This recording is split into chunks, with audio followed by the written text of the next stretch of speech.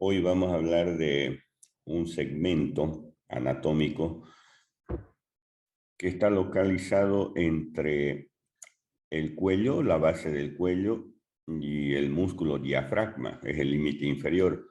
Estamos hablando del tórax, de ese segmento anatómico, donde vamos a estudiar desde los planos superficiales hasta los planos profundos.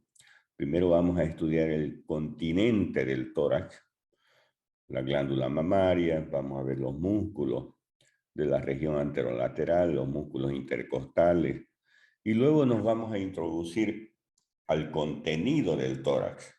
Contenido del tórax, ahí vamos a ver el aparato respiratorio, vamos a ver parte del aparato circulatorio, también el corazón, y el espacio comprendido entre los dos pulmones, que es el mediastino.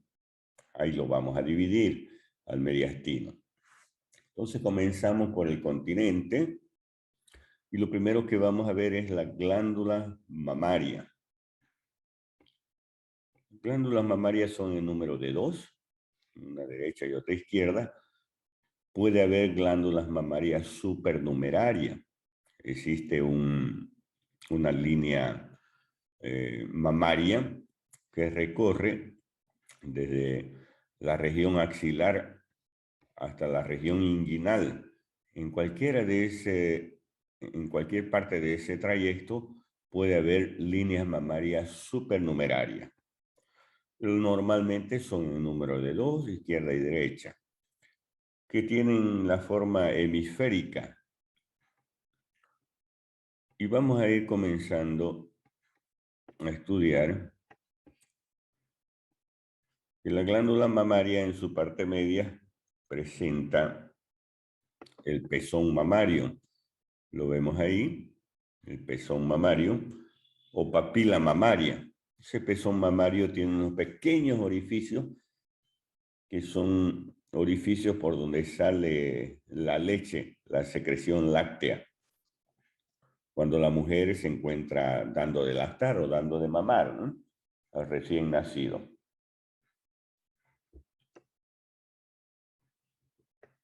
El pezón tiene un músculo, es el músculo areolar.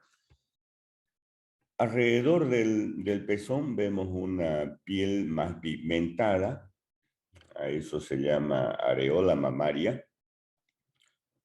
Y la areola mamaria tiene unos tubérculos que se llaman tubérculos mamarios o tubérculos de la glándula mamaria que corresponden a las glándulas sebáceas. Normalmente son pequeños los tubérculos, se llaman tubérculos de Morgagni, y cuando crecen generalmente cuando la mujer está embarazada, está gestando, esos tubérculos crecen y ya se transforman en tubérculos de Morgagni.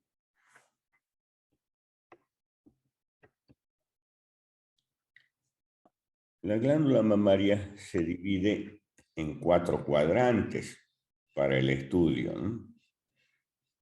Cuadrante superolateral, cuadrante superomedial, cuadrante inferomedial y cuadrante inferolateral.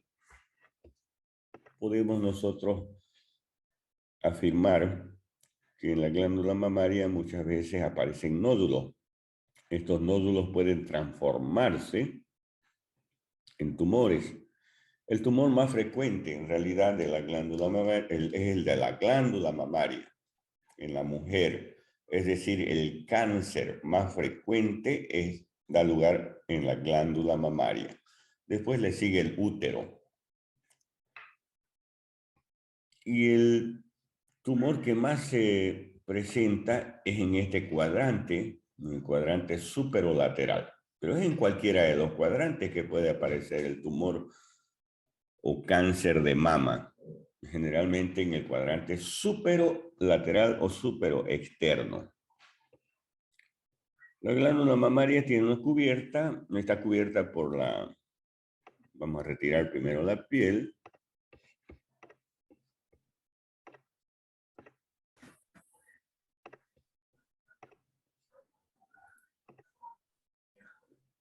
Tiene una cubierta que es la cápsula fibrosa de la glándula mamaria. De la cápsula van a desprenderse unos ligamentos que se dirigen hacia la piel. Entonces, la cápsula fibrosa que envuelve a la glándula mamaria. Porque en realidad la glándula mamaria se encuentra en el tejido adiposo, en el panículo adiposo, en el espesor del tejido adiposo. Ahí vemos el tejido adiposo de todos los cuadrantes. Si retiramos nosotros el tejido adiposo ya en el interior de la glándula mamaria, una vez retirado el tejido adiposo, vamos a ver que la glándula mamaria tiene unos lobulillos, unos lóbulos, y los lóbulos están formados por lobulillos. Esta glándula mamaria es una glándula racimada que se divide en lobulillos y en acinos. Es una glándula exócrina. Y aquí vemos los lobulillos de la glándula mamaria. Ahí es donde se está produciendo la leche. Cada lobulillo presenta unos conductos, o de los lobulillos nacen unos conductos. Se llaman conductos galactóforos. Esos conductos galactóforos van a ir a terminar a nivel del vértice del pezón mamario. Pero antes van a formar lo que se denominan los senos galactóforos, que son unas dilataciones antes de que terminen los conductos galactóforos en el pezón, forman los senos galactóforos. Y es así como está constituida la glándula mamaria. Ahora veamos cuál es la irrigación de la glándula mamaria. En la parte medial, la glándula mamaria está irrigada por la arteria mamaria interna o torácica interna, que es rama de la arteria subclavia. La mamaria interna recorre o desciende por el lado interno del tórax, detrás de los cartílagos costales, y se va a transformar en la parte inferior, ya a nivel del abdomen, en arteria epigástrica superior, que se va a anastomosar en la parte inferior del abdomen con la arteria epigástrica inferior. Otra arteria que irriga a la glándula mamaria es la arteria mamaria externa, también llamada torácica lateral. Esta es rama de la arteria axilar. Al lado encontramos otra arteria, que es la arteria subescapular, también rama de la arteria axilar, que también irriga a la glándula mamaria. Un poco más arriba vamos a encontrar un tronco que también irriga la glándula mamaria, es el tronco tóraco-acromial, también rama de la arteria axilar.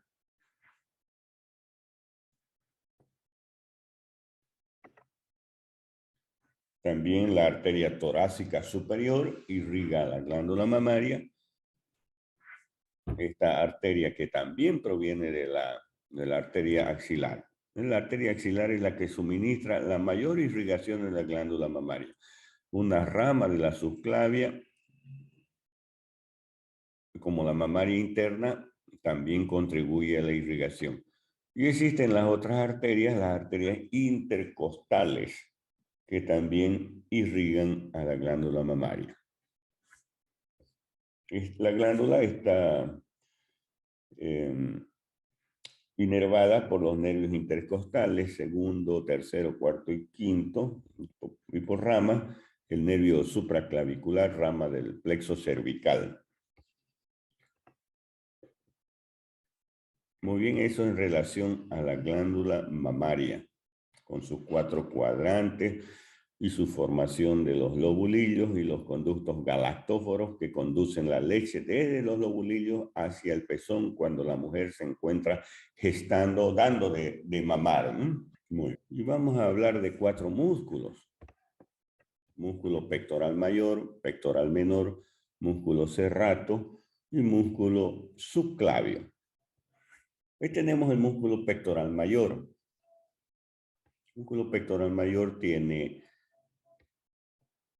3 tipos de inervación en cuanto a su origen, a nivel del borde anterior de la clavícula, el fascículo clavicular, en la cara anterior del esternón y en los primeros 7 cartílagos costales. Desde allí, esos fascículos del pectoral mayor se reúnen y van a ir a terminar en el labio anterior de la corredera o surco bicipital o surco intertubercular. Este músculo tiene una relación importante con el músculo deltoides. Los fascículos claviculares del deltoides con el pectoral mayor van a formar un surco, se llama surco deltopectoral, y a través de ese surco o en el surco deltopectoral se encuentra la vena cefálica, que va a ir a terminar en la vena axilar o en la vena subclavia. Esa es una relación importante que tiene el músculo pectoral mayor. En cuanto a su acción, es un músculo aductor y rotador interno del brazo, es decir, lleva el brazo hacia adentro. A su vez también, como tiene su inserción en la clavícula, desciende el hombro. Desciende el hombro. Está inervado por los nervios pectorales, ramas del plexo braquial. Otro músculo de esta región anterolateral es el músculo pectoral menor. Este músculo tiene su origen en el tórax, en la tercera, cuarta y quinta costilla. Desde allí se dirige hacia arriba y va a ir a terminar en la apófisis coracoides de la escápula. Apófisis coracoides de la escápula. En cuanto a su acción, rota la cintura escapular y hace descender a nivel de las articulaciones acromioclavicular y esternoclavicular. Desciende esas articulaciones. Está inervado por el nervio pectoral medial y lateral, que es rama del plexo braquial. Y hay otro músculo pequeño, que es el músculo subclavio, donde se origina el subclavio en la cara inferior de la clavícula. Ahí se encuentra un canal, se llama canal subclavio. El canal subclavio tiene un labio anterior y un labio posterior y un intersticio. En realidad, en el intersticio, en el propio canal, ahí es el origen del subclavio, porque los labios anteriores y posteriores para la aponeurosis del subclavio. Desde allí se dirige hacia abajo y va a ir a terminar en la cara superior de la primera costilla. Ese es el músculo subclavio. Por eso se llama subclavio, porque está por debajo de la clavícula. En cuanto a su acción, o desciende la clavícula o eleva la primera costilla.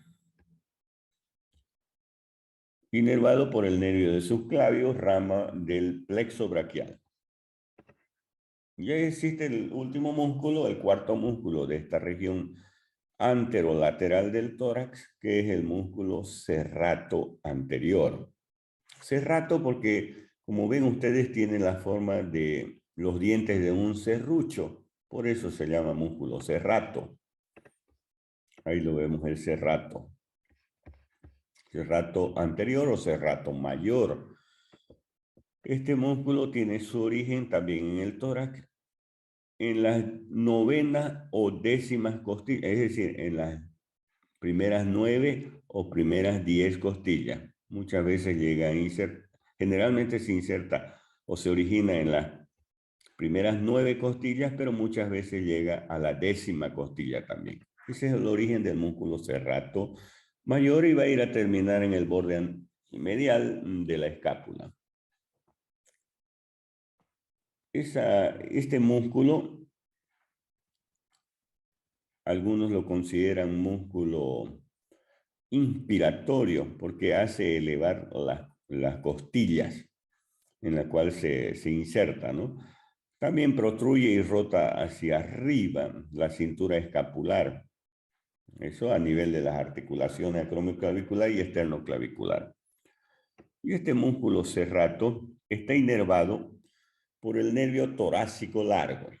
Nervio torácico largo proveniente de cervical 5 y cervical 7. Este nervio torácico largo también tiene otro nombre. Se llama nervio respiratorio externo o nervio de Charles Bell. Muy bien, esos son los músculos de la región anterolateral del tórax. Ahora vamos a ver otros músculos, que son los músculos intercostales. Los músculos intercostales se encuentran en los espacios intercostales que hay entre las costillas. Tenemos los músculos intercostales externos, intercostales internos e intercostales íntimos. Y es de afuera hacia adentro, ¿no? De lateral hacia medial. Aquí vemos los músculos intercostales externos. Estos músculos intercostales externos se van a originar a nivel, en la costilla superior, a nivel del labio externo del surco costal. Eso en la costilla superior. Y en la costilla inferior, en el borde superior de la costilla. Así llena el espacio o los espacios intercostales. Pero estos se extienden desde la articulación costotransversa, desde posterior, hacia la articulación condrocostal. No llega hasta el esternón. Como ven ustedes, esta es la costilla y este es su cartílago costal de la costilla. Y esa es la articulación condrocostal. Hasta ahí llegan los músculos intercostales externos.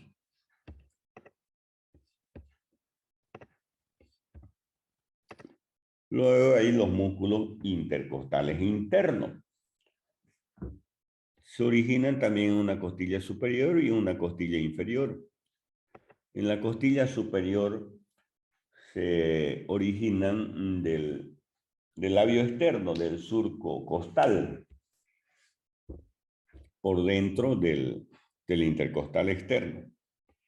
Y en la costilla inferior o costilla subyacente, va a ir a terminar en el borde superior de la costilla. Estos músculos intercostales internos se extienden desde la línea media axilar al borde lateral del esternón. Llegan, como ven ustedes, hacia el esternón. Sus fibras tienen una dirección oblicua, de superior a inferior y de anterior a posterior.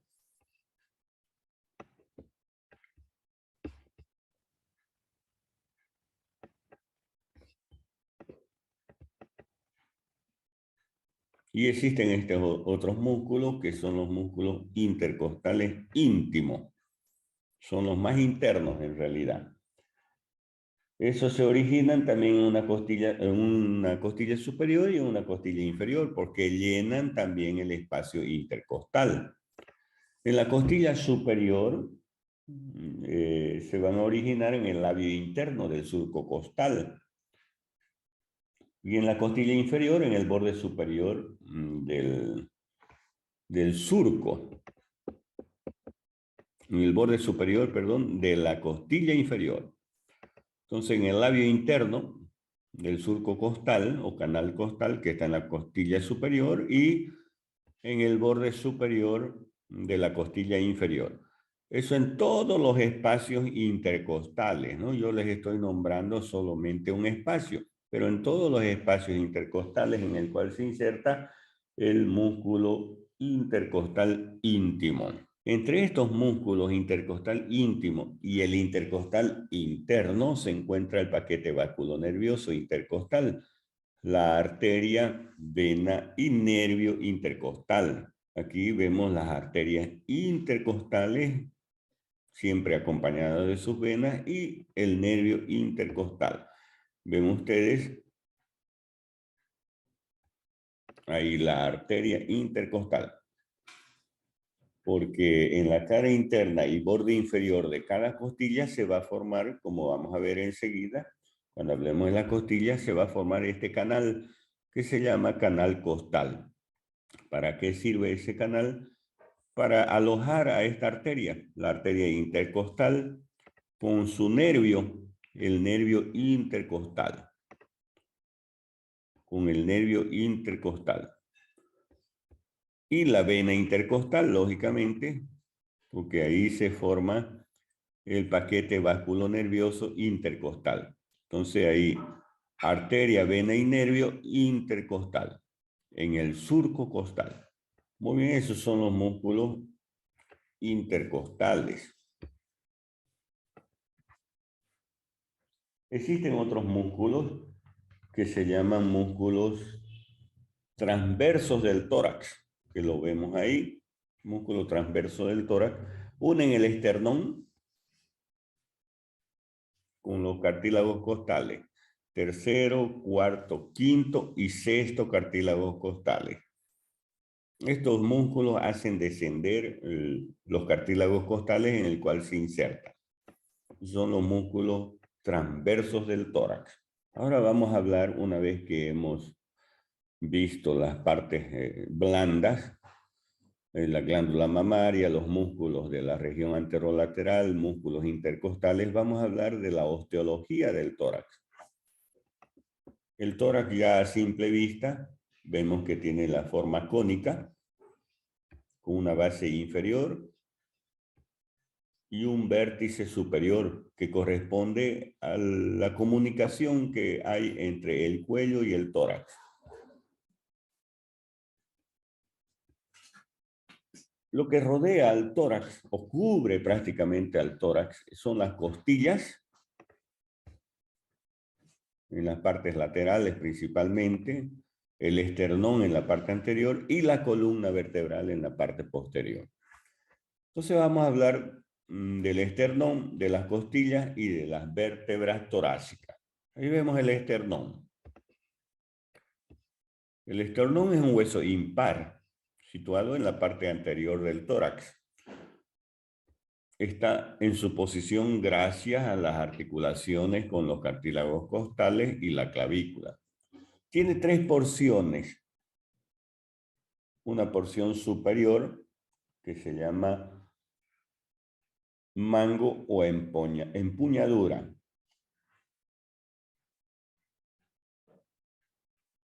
Una porción media que se llama cuerpo del esternón y una porción inferior que se llama apófisis sigmoide. El mango o empuñadura o manubrio del esternón tiene una escotadura superior, escotadura yugular se llama. Tiene otra escotadura articular para articularse con la clavícula. Y tiene otra escotadura costal para articularse con el primer cartílago costal. Son las tres escotaduras que tiene el mango o manubrio del esternón. Luego el cuerpo.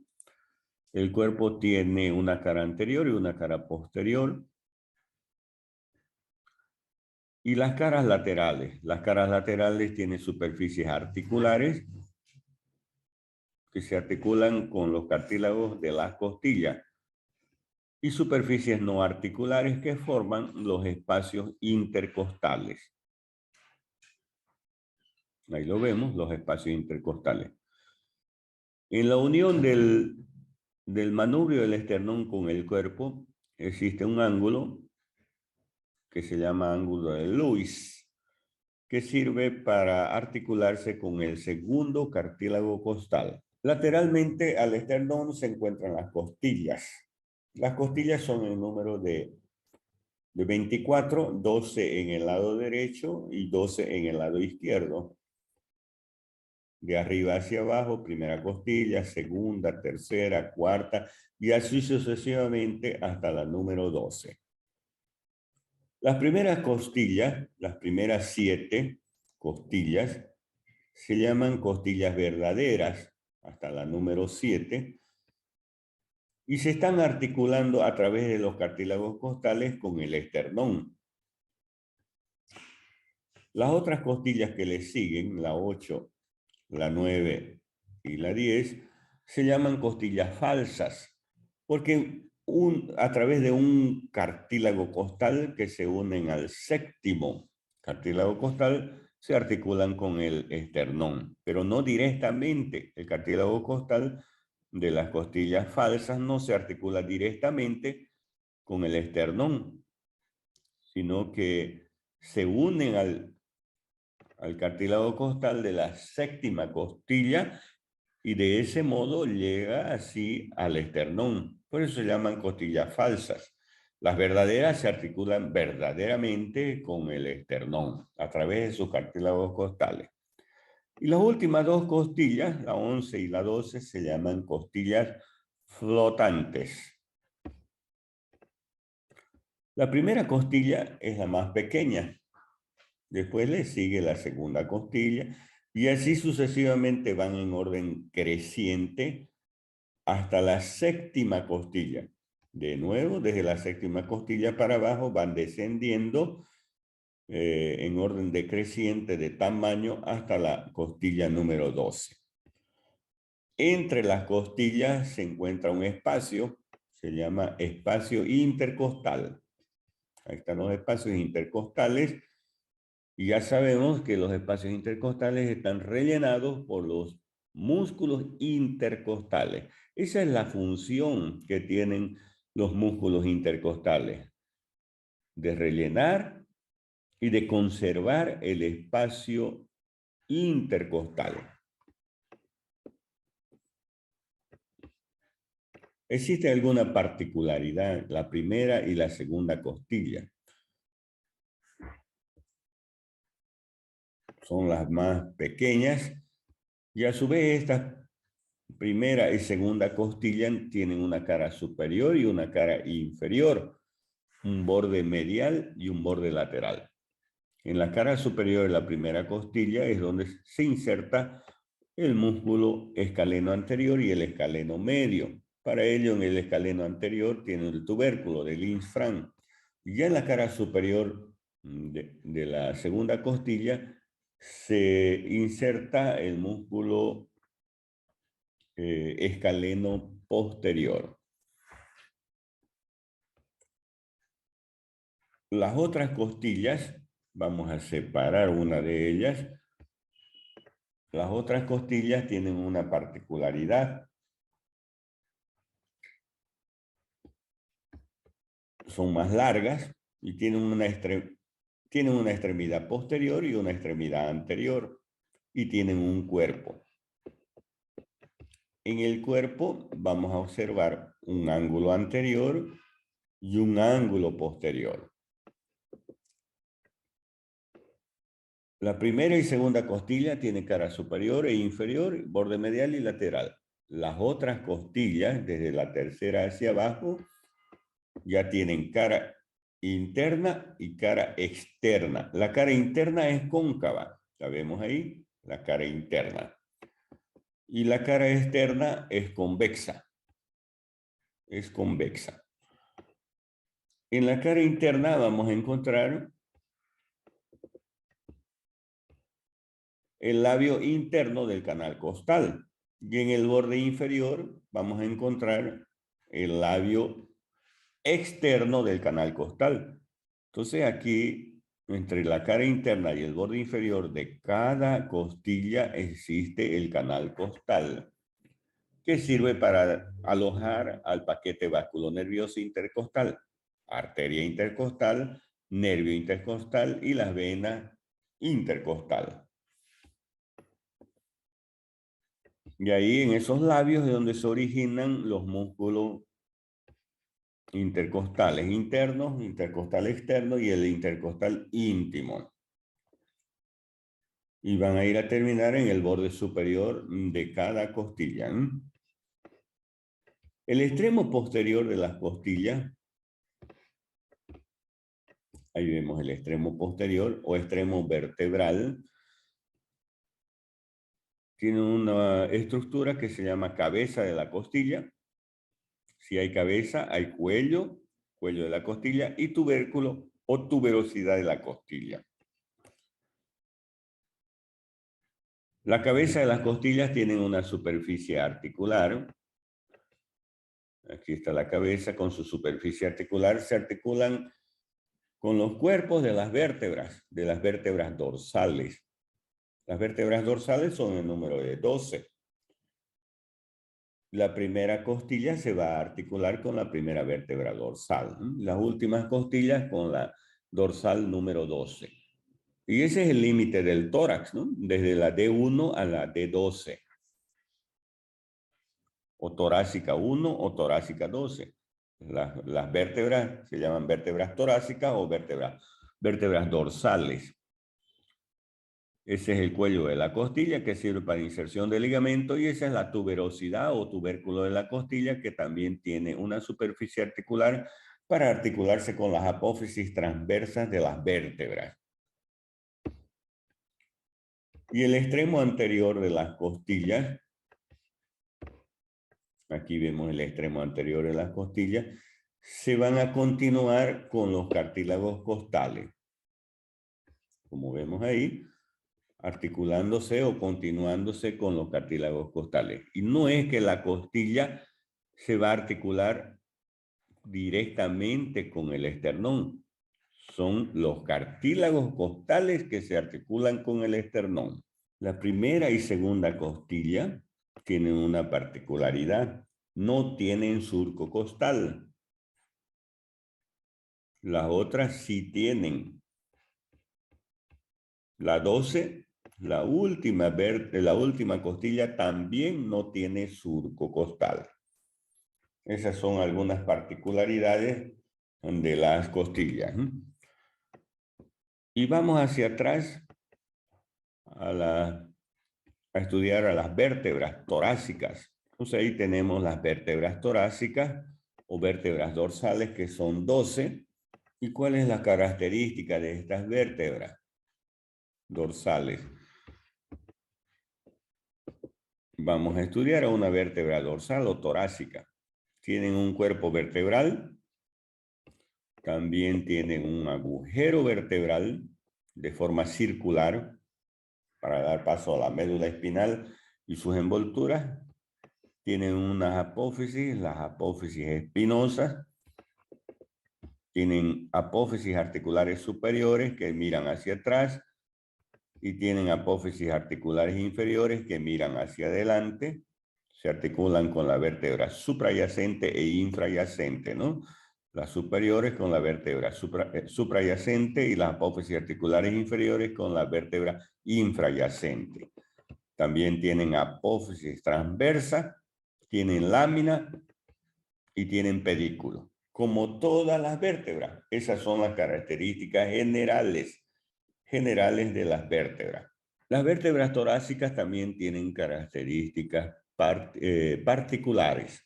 ¿Cuáles son las características particulares de las torácicas que nos hace diferenciar de una vértebra cervical o lumbar? Ya vemos el cuerpo que tiene una superficie articular para articularse con la cabeza de las costillas. En el agujero vertebral de forma circular, las apófisis articulares superiores miran hacia atrás y las inferiores hacia adelante. Las apófisis transversas tienen una carilla articular, también las apófisis transversas, para articularse con la tuberosidad o tubérculo de la costilla. Las apófisis espinosas tienen una dirección oblicua, sus láminas de forma cuadrangular y sus pedículos, que no tienen ninguna particularidad. Lo que más llama la atención son las superficies articulares en el cuerpo y las apófisis transversas para las costillas. Esas son las características particulares de las vértebras. Pero hay una vértebra que tiene una característica individual. Es la primera vértebra dorsal. Esta es la primera vértebra dorsal. Muchas veces la primera vértebra dorsal tiene, al igual que las apófisis o las vértebras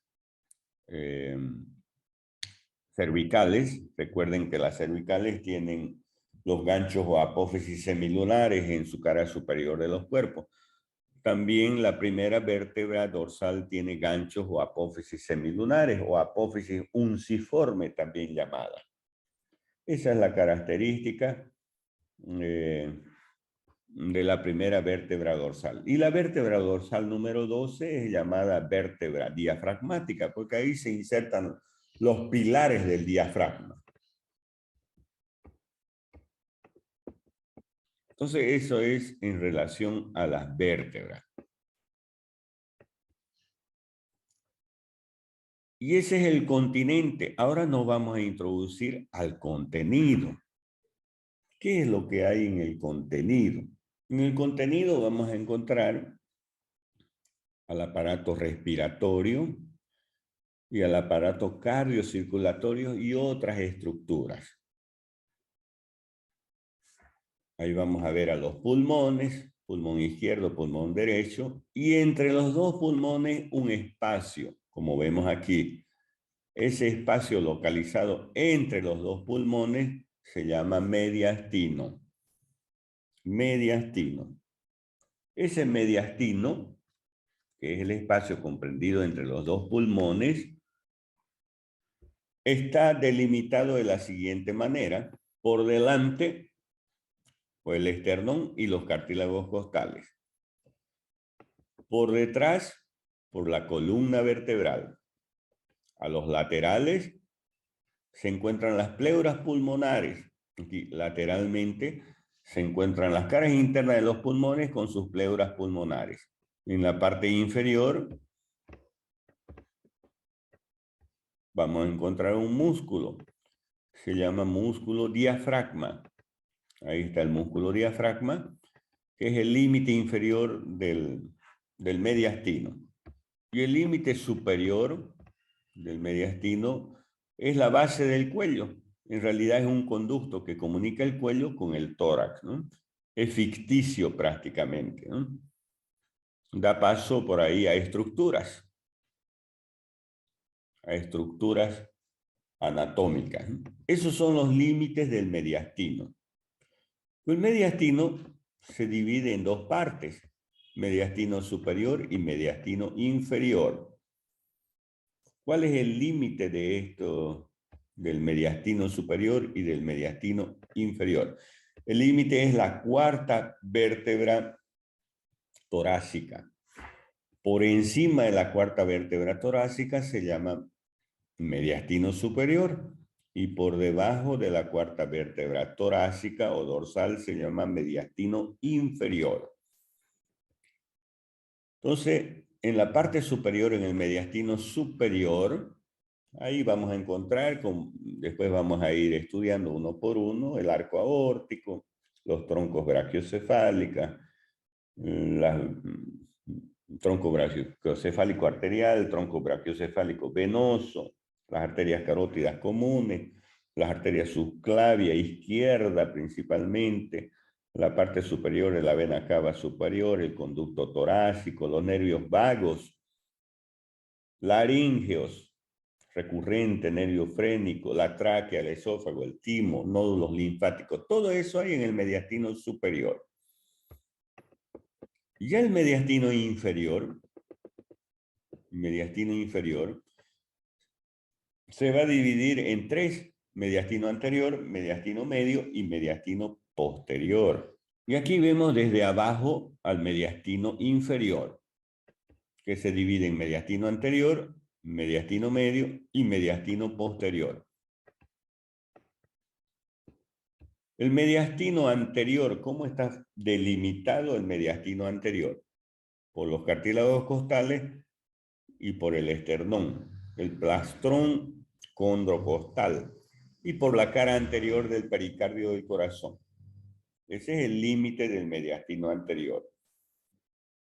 ¿Qué es lo que hay en el mediastino anterior? ¿O cuál es el contenido del mediastino anterior? El ligamento externo pericárdico. Es un ligamento que viene del esternón al pericardio.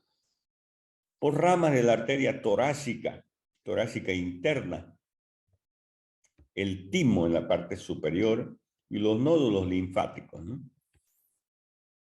Ese es el mediastino anterior. El mediastino medio, ¿cómo está delimitado? Por el corazón, por la parte anterior del pericardio y la parte posterior del pericardio. ¿Qué contiene el mediastino medio? Contiene al corazón, a los nódulos linfáticos, porción descendente de la aorta, la bifurcación de la tráquea, la porción inferior de la vena cava superior, las venas ácido, venas pulmonares, nervios frénicos, plexo cardíaco, los bronquios principales. Todo eso hay en el mediastino medio. ¿Y qué hay en el mediastino posterior? Mediastino posterior, delimitado anteriormente. Vamos a ver el límite. Este mediastino está delimitado por la división de la tráquea. Es decir, entre el mediastino medio y el mediastino posterior, ¿no? Está la división de la tráquea o la bifurcación de la tráquea.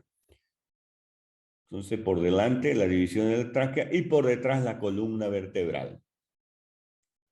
En ese espacio ahí vamos a encontrar vasos pulmonares, el pericardio, la parte posterior del pericardio. Vamos a encontrar la columna vertebral, ¿no? La arteria aorta torácica, las venas ácigos y hemiácigos, conducto torácico, nervios vagos, los nervios esplácnicos mayor y menor, el esófago, los nódulos linfáticos y mediastínicos posteriores. Entonces vean ustedes, hemos dividido al mediastino en mediastino superior, mediastino inferior, y el inferior lo hemos dividido en mediastino anterior, mediastino medio y mediastino posterior. Y el contenido de cada uno de esos espacios. Bien, ahora vamos a estudiar la tráquea, que es prácticamente una estructura que pertenece al aparato respiratorio. El aparato respiratorio.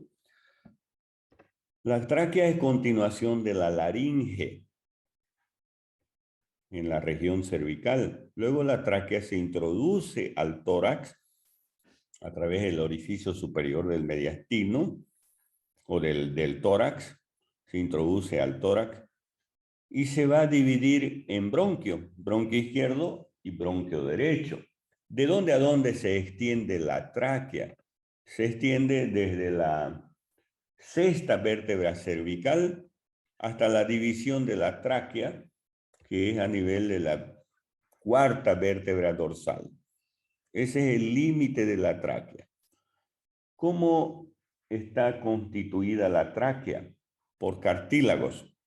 Y ahí vemos los cartílagos traqueales, que son en número de 16 a 20, los cartílagos traqueales. En la parte posterior, la tráquea, esos cartílagos costales están unidas por una membrana traqueal. Los cartílagos de la tráquea, ¿no? Cartílagos de la tráquea, número de 16 a 20. Y ahí se encuentran los ligamentos anulares que unen estos cartílagos en la parte anterior y lateral. La tráquea es un conducto, un tubo cilíndrico que conduce el aire que respiramos hasta los bronquios y hasta los pulmones, ¿no?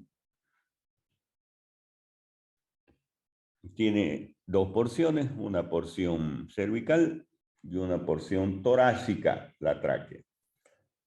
Presenta dos impresiones, una impresión tiroidea. La impresión tiroidea debido a la glándula, a los lóbulos de la glándula tiroides. Y una porción aórtica, ya eso es a nivel del tórax, la impresión aórtica debido a la arteria aorta, al callado de la aorta, ¿no? Esas son las dos impresiones que tiene la tráquea. La tráquea tiene una cara anterior, tiene una cara posterior y tiene caras laterales. La cara anterior está en relación con la bifurcación del tronco pulmonar,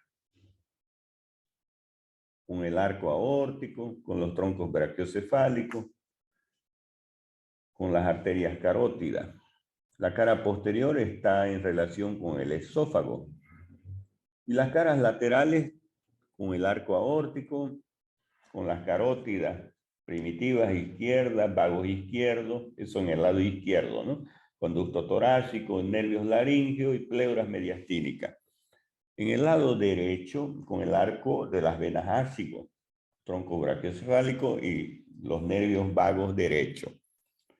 ¿Quién irriga a la tráquea? Las arterias tiroideas.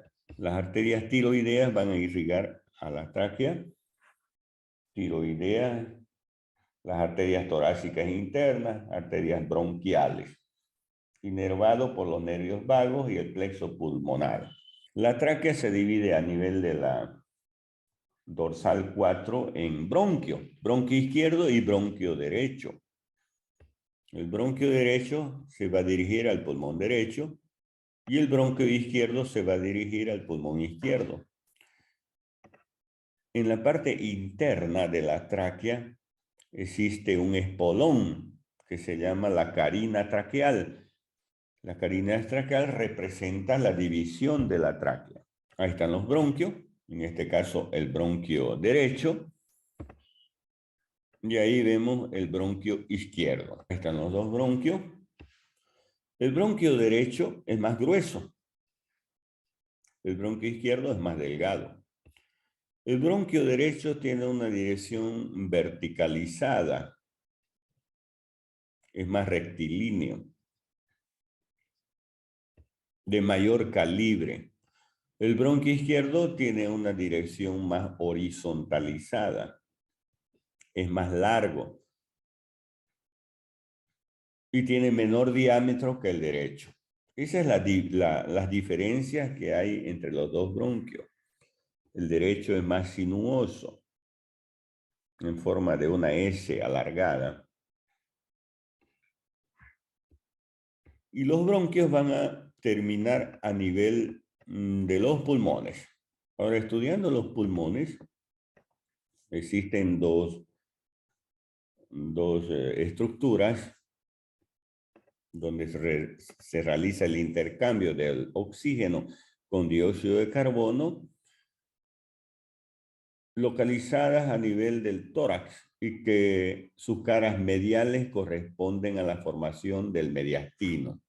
Entonces, los pulmones miden de longitud 25 a 30 centímetros. A nivel de las bases, tiene un promedio de 10 centímetros. Tienen una forma cónica. Tienen una forma cónica los pulmones, de vértice superior y de base inferior. Para su estudio, tienen una cara externa, una cara interna, un borde anterior y un borde posterior. Tienen un peso los pulmones, 600 gramos el pulmón izquierdo y 700 gramos el pulmón derecho. El vértice, como vemos aquí, sobresale prácticamente el borde superior de la primera costilla. Tiene una partecita los pulmones que corresponden a la porción cervical. El pulmón derecho se diferencia del pulmón izquierdo porque tiene dos fisuras o dos surcos, un surco horizontal y un surco oblicuo, que divide el pulmón derecho en lóbulo superior, en lóbulo medio y lóbulo inferior. En cambio, el pulmón izquierdo solamente tiene una fisura, que es la fisura horizontal, que divide al pulmón izquierdo en lóbulo superior y lóbulo inferior. Este pulmón izquierdo carece de lóbulo medio. Cuando los bronquios ingresan a los pulmones, se van a dividir estos bronquios en bronquios lobales. Para el pulmón derecho va a haber tres bronquios lobales: bronquio lobal superior, bronquio lobal medio y bronquio lobal inferior, porque tiene tres lóbulos. En cambio, para el pulmón izquierdo va a haber dos bronquios lobales: bronquio lobal superior y bronquio lobal inferior. Vean entonces ya los bronquios se van a dividir en bronquios lobales para los lóbulos, llevando la oxigenación a los lóbulos. Y ya estos bronquios lobales se van a dividir en segmentos bronquiales. Entonces aquí tenemos el bronquio lobal superior, el bronquio lobal medio y el bronquio lobal inferior. El bronquio lobal superior se va a dividir en segmento apical o en bronquio segmentario apical, bronquio segmentario anterior y bronquio segmentario posterior. Eso para el lóbulo superior. El bronquio lobal medio se va a dividir también en segmentos bronquiales. Segmento bronquial medial y segmento bronquial lateral.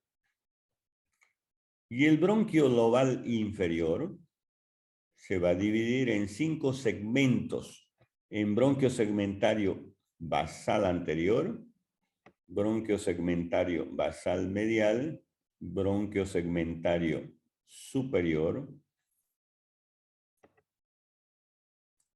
bronquio segmentario basal lateral y basal posterior. Entonces, superior, basal medial, basal lateral, basal anterior y basal posterior. Esos son los 5 segmentos con bronquio segmentario del lóbulo inferior del pulmón derecho. Nos vamos al pulmón izquierdo. ¿Cómo es que se dividen los bronquios? Sabemos que existen dos lóbulos, ¿no? Entonces, el pulmón izquierdo se divide en... Ese es el bronquio principal, ¿no? Bronquio principal, que tiene un segmento extrapulmonar e intrapulmonar. Y el bronquio principal izquierdo se divide en bronquio lobal superior y bronquio lobal inferior. El superior, el bronquio lobal superior, se va a dividir en dos: en lingular y en culmen. Lingular y culmen. El culmen tiene el bronquio segmentario anterior y el bronquio segmentario ápico posterior. También el bronquio lobal superior tiene un bronquio segmentario anterior. Y el lingular, porque este bronquio lobal superior también se divide en lingular. El de arriba es culmen y el de abajo es lingular. El lingular se divide en dos: en bronquio segmentario lingular superior y bronquio segmentario lingular inferior. Eso en el lóbulo superior. Y en el lóbulo inferior existe el bronquio lobal inferior, que también se está dividiendo en bronquio segmentario superior, en bronquio segmentario basal posterior bronquio segmentario basal lateral, y en este bronquio, que es el bronquio segmentario basal medial, y bronco segmentario basal anterior. Esa es la segmentación pulmonar del pulmón izquierdo, ¿no? Entonces vean ustedes cómo la tráquea se ha dividido en bronquios, bronquios extrapulmonares y bronquios intrapulmonares. Los bronquios se han dividido en bronquios lobales, superior, medio e inferior en el pulmón derecho y superior e inferior en el pulmón izquierdo. Y cada bronquio lobal o de los lóbulos se han dividido en segmentos bronquiales. Y esos segmentos bronquiales se van dividiendo también en los lobulillos de los pulmones, en bronquios supralobulillares antes de entrar a los lobulillos de los pulmones y en bronquiolos supralobulillares y bronquiolos intralobulillares, está dentro del lobulillo. Y ya dentro del lobulillo van a formar los bronquiolos respiratorios que van a llegar a los sacos alveolares y a los alveolos pulmonares. Y ahí en los alveolos pulmonares es donde se va a realizar la hematosis, que es el intercambio de oxígeno con dióxido de carbono. Los pulmones tienen una irrigación funcional y una irrigación nutricia.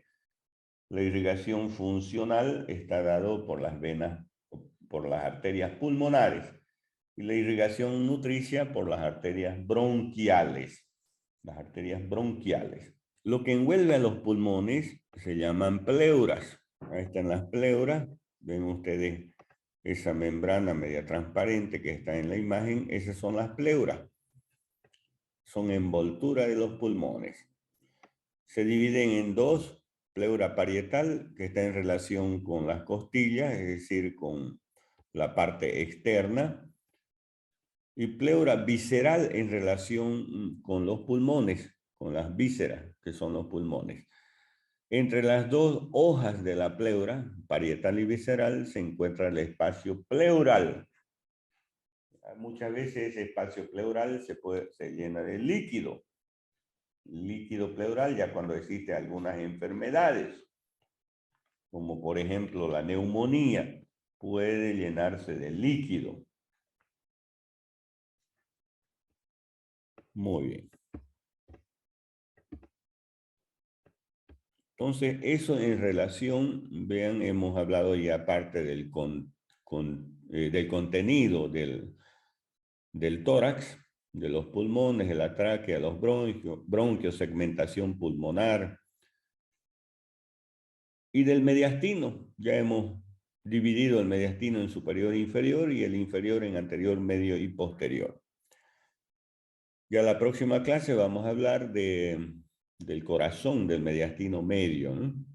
Del esófago y de algunas otras estructuras, pero principalmente del corazón, ¿no? Muy bien, esa era la clase de hoy.